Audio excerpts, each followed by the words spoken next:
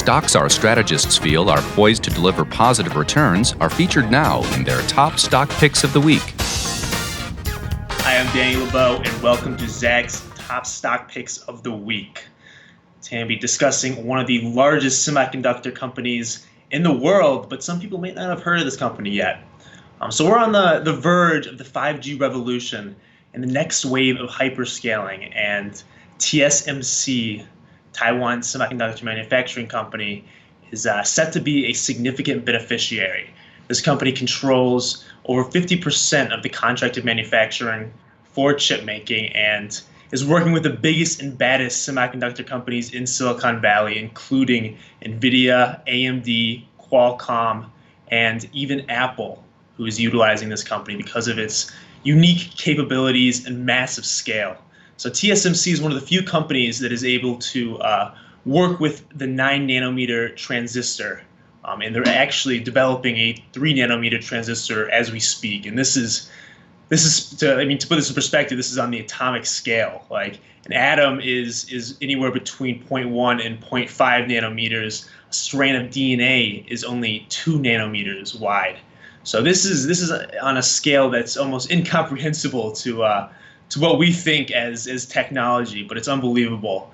So a lot of people are worried about this company, TSMC, because of the commodity-like, stigma that is given to fabricators of chip making. But TSMC is no commodity company.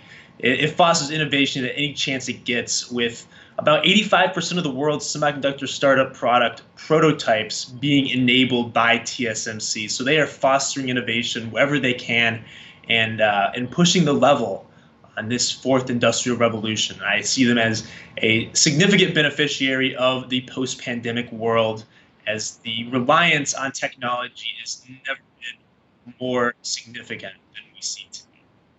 Since TSMC listed its shares 26 years ago, it has driven astounding growth, with a compounded annual growth rate of more than 15% for both its top and bottom lines over the past decade and a half.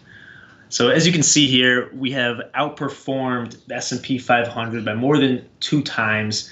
And not only are we a growth-oriented company, TSMC, but we're driving a 2.64% dividend annually, and this is expected to grow by 20% per diem over the next 3 years.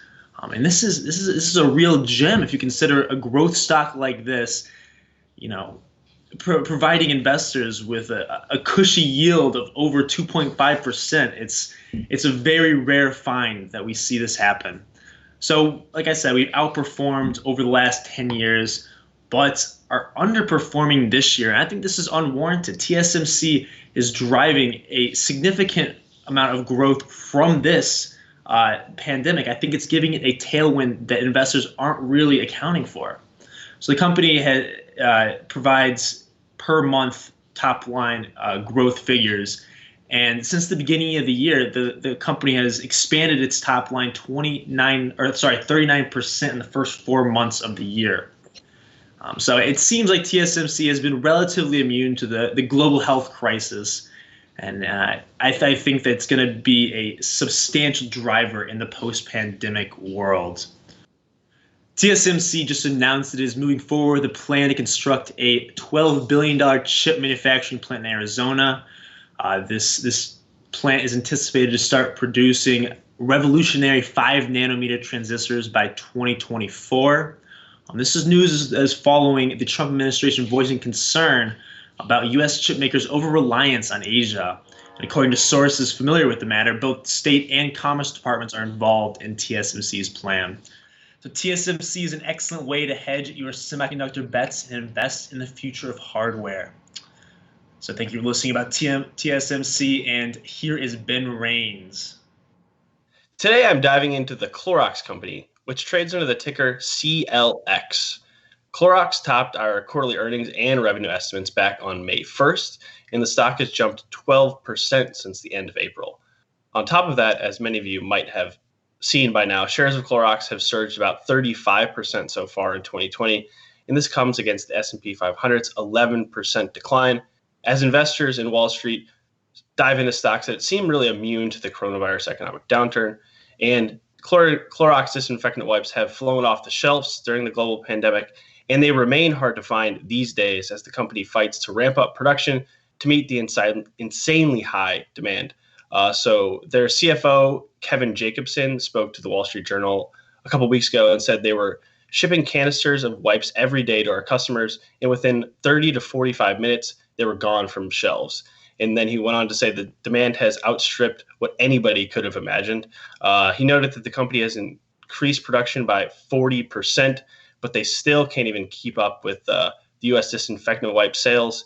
And he said they'll likely catch up by the summer. And these are really, at this point, champagne problems as everyone else in the retail industry fights with a massive downturn. So with that said, their Q3 fiscal 2020 sales jumped 15% from the year ago period, with its cleaning unit up 32%. This was driven, of course, by sales of their disinfectant wipes, sprays, bleach, and this is as consumers, businesses, and healthcare professionals all try to clean up as many surfaces as possible. Clorox adjusted quarterly earnings also surged 31% to easily top our Zacks estimate. And on top of this, and this is why Clorox might be a longer-term buy, not just a coronavirus buy, it has a much broader portfolio that goes beyond disinfectant and bleach. So the company owns everything from Kingsford charcoal to Brita water filters to Hidden Valley Ranch and Burt Bees chapstick. So with that said, they also note that, and this is a very important point, I think, that over 80% of their sales are generated from brands that hold either the number one or number two market share position within their categories. So it's a great consumer staple stock in the long run. And last quarter, their lifestyle unit, which includes that water filtration system, saw their sales jump 10%. Their international space was up 11%, and their household unit was up 2%. So it's not just those disinfectant wipes. They have outperformed some of their peers so far in 2020. This includes Unilever, Procter & Gamble, and Colgate. So now looking ahead, our Zacks estimates call for Clorox's fourth quarter revenue to jump 14%, and this would nearly match last quarter's 15% top line expansion and blow away the recent quarterly results for well over a decade. So if we look at the full year, the revenue is projected to climb nearly 6%, which would represent its strongest annual growth since 2008.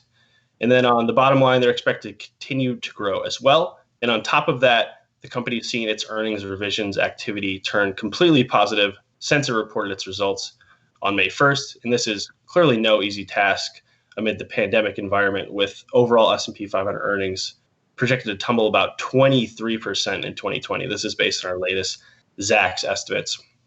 So overall, Clorox is Zacks ranked number one strong buy right now. It also sports a B grade for growth, and it sits in an industry that's in the top 6% of our more than 250 Zacks industries. Now, it does sit near its highs, and it's trading at 3.9 times forward 12-month sales, which is above where it has traded recently, as one might assume. So some might want to wait for a little bit of a pullback before they think about buying Clorox, but in the near term, it's kind of uncertain when that will happen, as investors are still clamoring for these safe haven style stocks.